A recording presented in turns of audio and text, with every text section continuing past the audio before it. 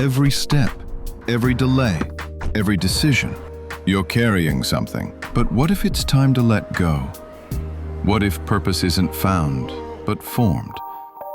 With every step you take forward. Assalamu alaikum. Wa alaykum assalam wa rahmatullahi wa barakatuh. It has been so long, my brother. How are you? Yes. Yes, But yes, it has but you know, been. each night is truly a new adventure here. So, and It is. because we're unscripted, we never quite know where we're going to be led or where we're going to lead each other or mislead each other. But Choose this- choose your own adventure. yeah, this is the great mystery of these Ramadan evenings with the Quran. Right. Yeah. You know, Go ahead. go ahead. No, go ahead. No, I was just going to say that, when we were initially talking about this, one of our hopes was that, we would,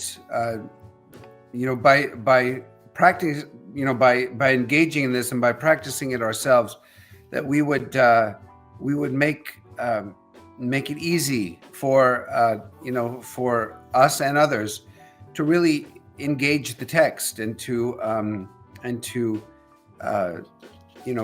enjoy the text, to struggle with the text, and we know that especially for people who don't have extensive Arabic training, it can be sometimes an intimidating text, and but the beauty of these nights has just been that we've been able to just I guess come to it as we are, and just try to figure out, with the help of the study of Quran and other works of commentary, just to try to understand, and also just looking at the plain sense of the Arabic and the English, and we've been just very sincerely engaging and struggling and interrogating, and in some ways interrogating each other as we do this.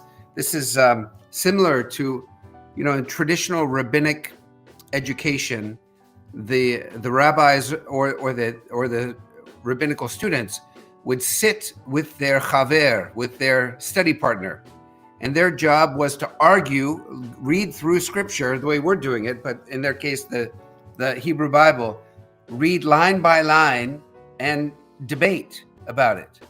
And the debating wasn't meant to be hostile. It's actually a kind of loving adversarial debate, where the idea is that by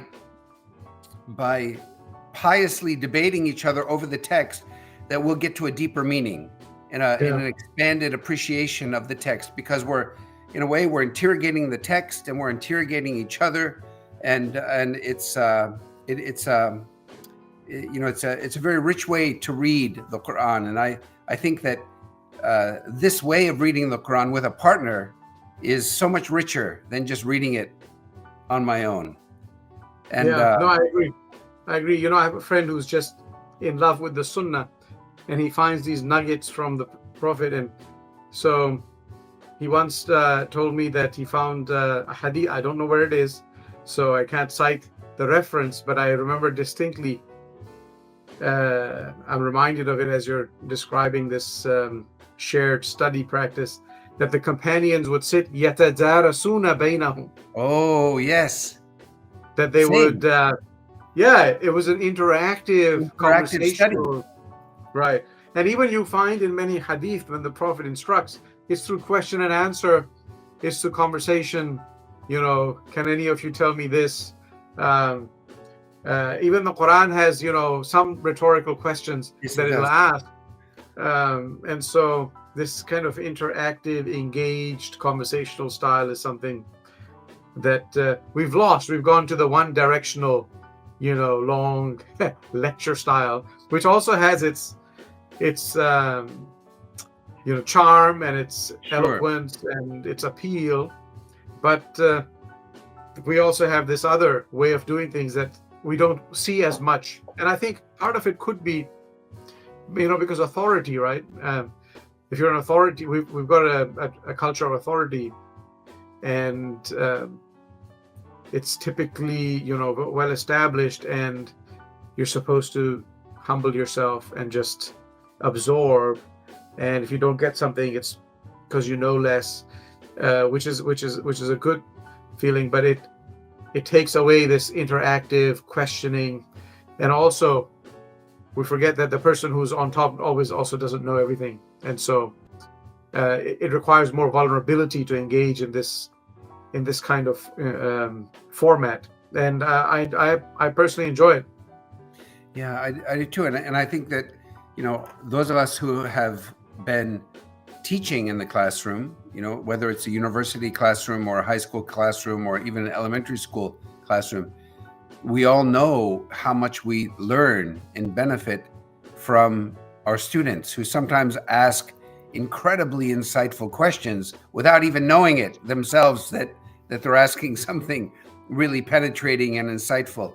And so yeah, no, I like, I love this kind of interactive approach, and I'm really and it also kind of just, it really sometimes when we're passively absorbing the wisdom from an elder, sometimes we can get kind of foggy and zone out. But this really requires, it keeps us on our toes and keeps us thinking and keeps us active. And so it's really, I treasure this this mode of interactive learning.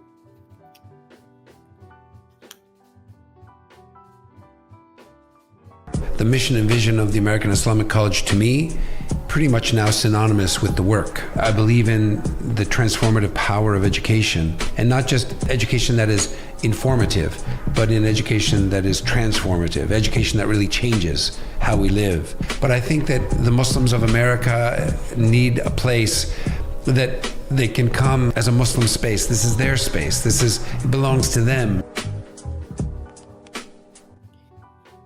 Yes, and once again, I have to correct myself.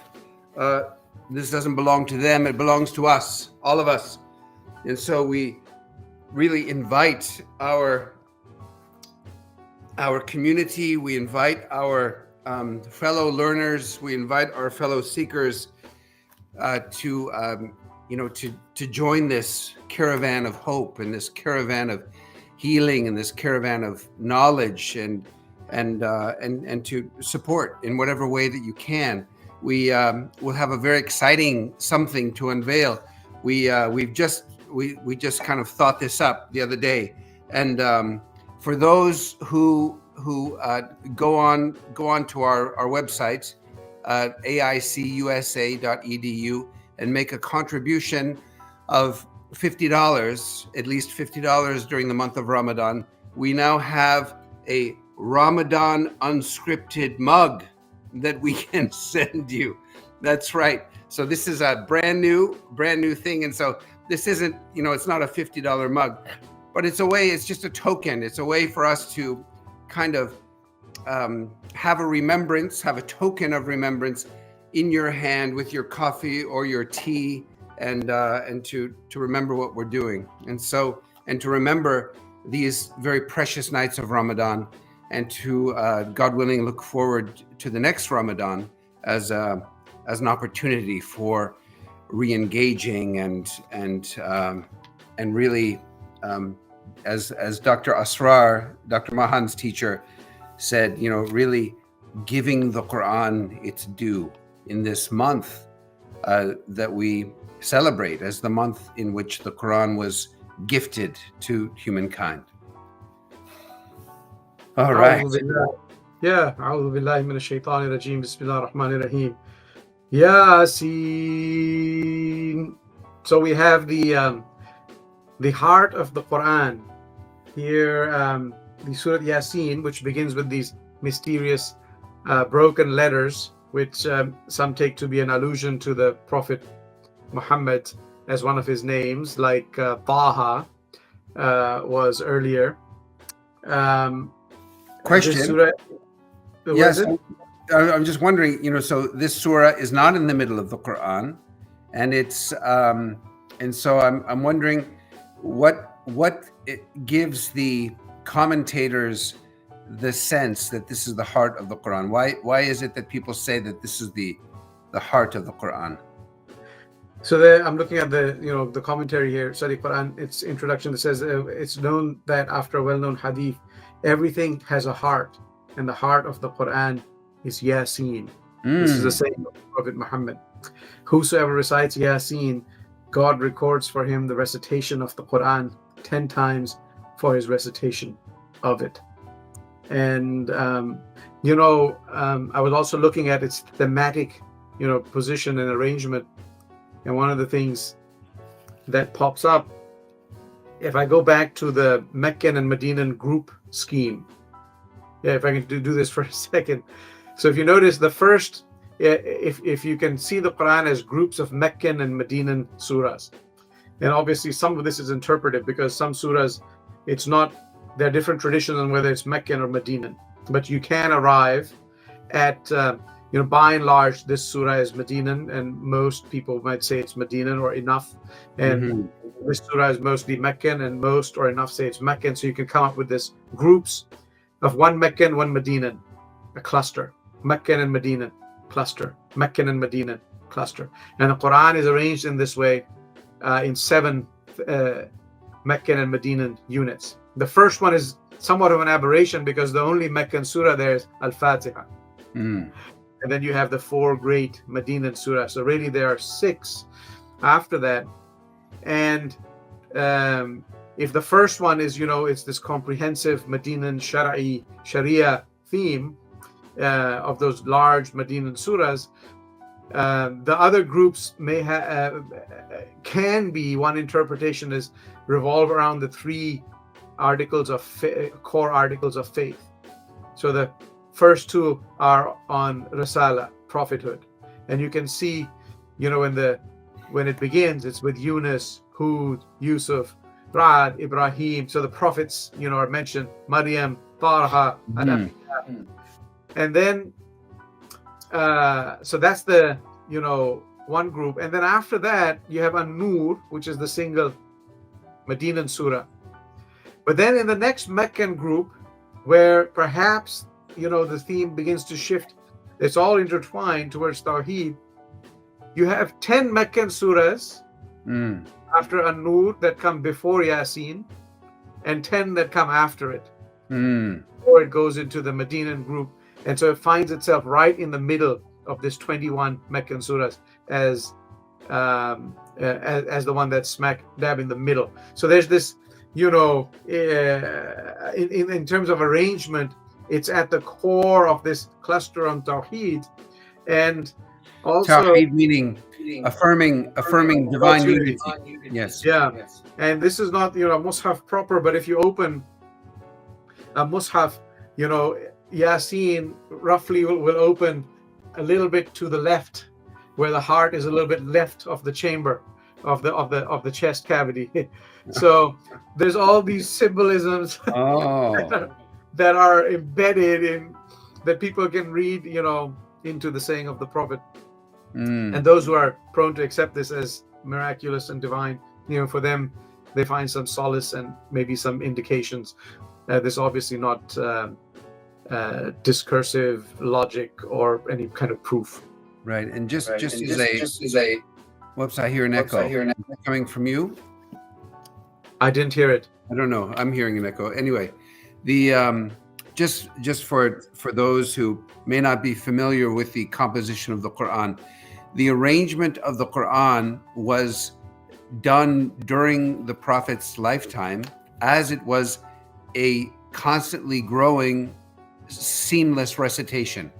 And so there was and the Muslims believe that the Archangel Gabriel instructed the Prophet in terms of where certain verses that were being revealed, where they should be inserted in that growing recitation. And so sometimes we'll have a later cluster of verses, or even a single verse from the Medinan period, which is the later period of that 23-year span of revelation. Sometimes we'll have that stuck into an earlier surah, or vice versa. And so sometimes the chapters are not thoroughly purely Medinan or purely Meccan, and so but the arrangement of the Quran was not done by post-prophetic editors. This was when the Prophet died. The Prophet left a seamless recitation, which had been memorized by all of his companions who were, and they were reciting it in a daily, regular way. And so the Quran, before it became a written book, it was preserved through memorization and through this continual recitation. And so the Quran is, as we've said in earlier nights, so it's not a chronological book. Not, in fact, in some ways it's counter chronological. The later verses are kind of coming toward the beginning, and the earliest verses are coming toward the end. But it is, but that's just a general statement, because there are all kinds of exceptions within the Quran, and so it doesn't have a sort of a beginning, middle, and end. In fact, it's more of a book of rings, or a book of, and we're going to see that again and again. So it's a very, very unusual kind of book, unlike any book certainly that I've ever read, because it's really not a linear reading experience. It's even though we're moving through it in a linear way, but it's not like any other book I've ever read, because it doesn't have that kind of progression in that sense. And it's really it can be very perplexing, but it can also be really really amazing, because it once you kind of get used to it, it really it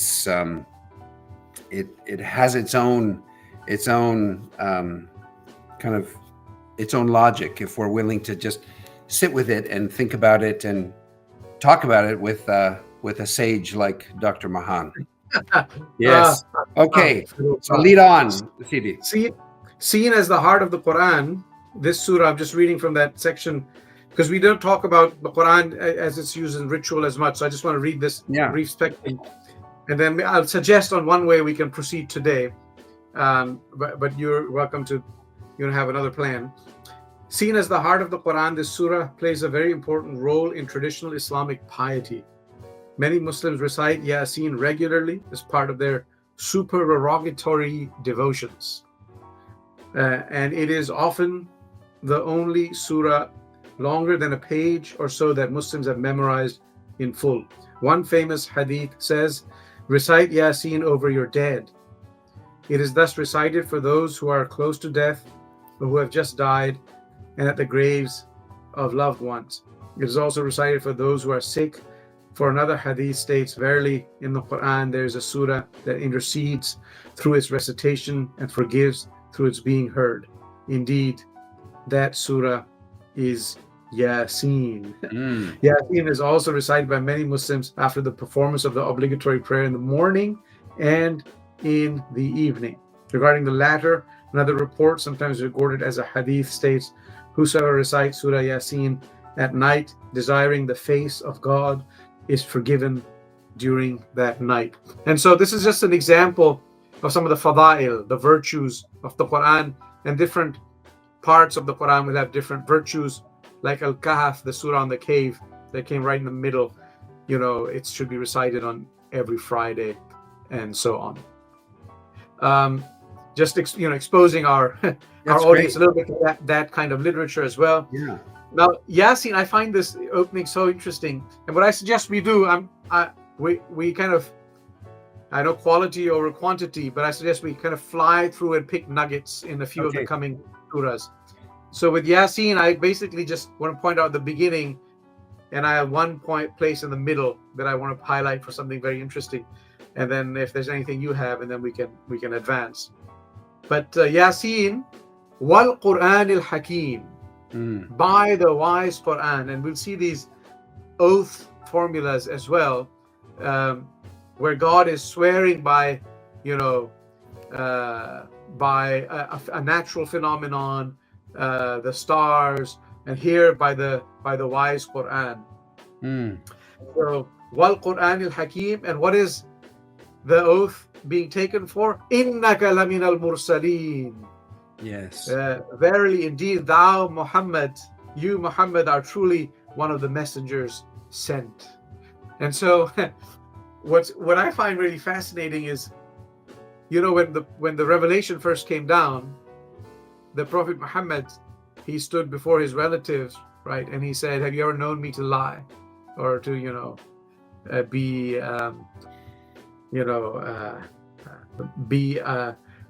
not keep my word?" And it's like, "No, you're Sadiq and Amin, like you're the truthful and the trustworthy." This is this is the appellations of the Prophet. And so he says, "So now I'm telling you that I'm the messenger of God." And so we believe in the Quran because we believe in the truthfulness of the messenger. And once we believe in the Quran tells us, by this Quran, this is a messenger that's sent. So it comes back, and affirms the message. They affirm each other, which is just something remarkable. And he is ala siratin mustaqim, on a straight way. Tanzil al-Aziz al-Rahim. And this is with a revelation from the Almighty, the Lord of Mercy. لِتُنذِرَ قَوْمًا. This is to warn a people, مَا أُنذِرَ آبَاؤُهُمْ, whose forefathers were not warned.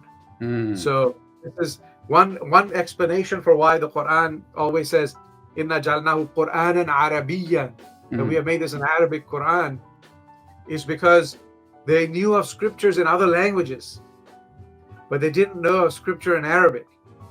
And so here you've got it in Arabic, a prophet to you. And so to warn the people who were not previously warned in this way, except vicariously, through encounters, but they had not been sent a scripture, and now it's come to them, whose fathers received no admonition. Yeah. Right. So they're unaware. So there's beautiful, narratives and stories in this. But the one point I wanted to highlight, so it talks about the prophethood, the hereafter, the signs of God in nature, the final hour, and this place on cosmology, which I enjoy tremendously. This is verse number, the signs 40. Of God are being mentioned. Yeah, I think that was ayah 40. No, ayah 40. Starting 37. Yeah, we can start with 38. There's a whole sequence. Yeah. But the one, I enjoy this term was shamsu tajri. That the sun runs a determined course. Yeah. Right?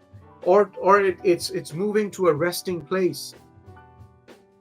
Right? How is it translated in the study Quran? Let's see. And the sun runs to a dwelling place of its own. And this was, even in Hadith, there was, the Prophet was questioned about this, and there were very, very interesting, interpretations of this idea that the sun is running. And when the cosmology shifts, and we realize it's actually the motion of the earth that's around the sun, we still experience the sun running its course. And so it's just an indication of how interpretations change, but the text can still uphold them with changing understandings of the world. And then it talks about the moon, and that it has its phases, and the sun and the moon don't outstrip each other. They kind of continue on their own phases. Kullun fi falakin yasbahun. Each, and these are the translations, each floats in its own orbit. Yeah. Or, and both translations say this, each just swims along its own orbit according to the law.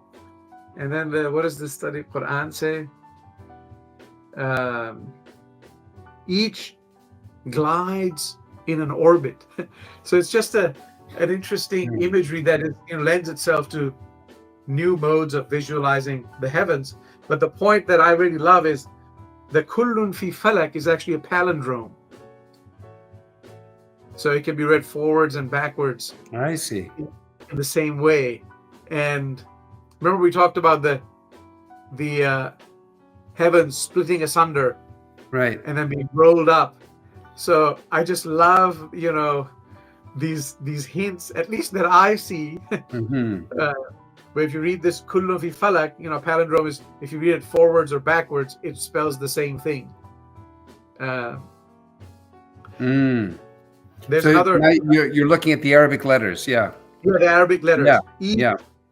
Each floats in fi falak, like in the heavens, or in the Yeah. I think floats is a good word there, and even before that, there's this sense that the sun, the separation of the sun and the moon, right? That the sun is not permitted, to overtake the moon, nor can the moon overtake the sun. But there's this sense of the pair always. Again, there's the pair, but in balance, Right. and this the planetary balance is presented here as one of the miraculous signs of God. And as you've rightly noted, the signs of God are not only in history. When the Quran says, "Do they not think about what happened to the peoples who came before?" So we have these signs of God woven into the fabric of history, but we also have these signs of God in nature that are revealing the benevolent and miraculous nature of the world in which we live. And so much of the Quran is trying to wake us up to things that we had taken for granted, and to see the mystery and the miraculous nature of it. Those are beautiful points. The other place where a palindrome comes, I'll mention it now since we're on the topic of palindrome, is in Ya ayyuhal muddaththir qum fa'anzir wa rabbaka fakabbir. This rabbaka fakabbir, and your Lord magnify. If you read it forward and backwards, it's the same. And I remember Sheikh Hamza actually was talking about this, and he said basically what it means is, if you magnify your Lord, he magnifies you. It goes both ways. That's the hint. So I mean, I haven't studied this comprehensively, but those somehow stood out to me at some point in the course of my study. Yeah, I really did not think, as I was doing my homework and preparing for tonight, that we'd be talking about palindromes. So this is now really my neurons are firing in my brain right now, trying to start looking again at the Arabic text. Wow. Go ahead. No. I was just jump to the next surah, but go ahead. No, don't jump yet. Yeah. So couple of things. So obviously in these verses we have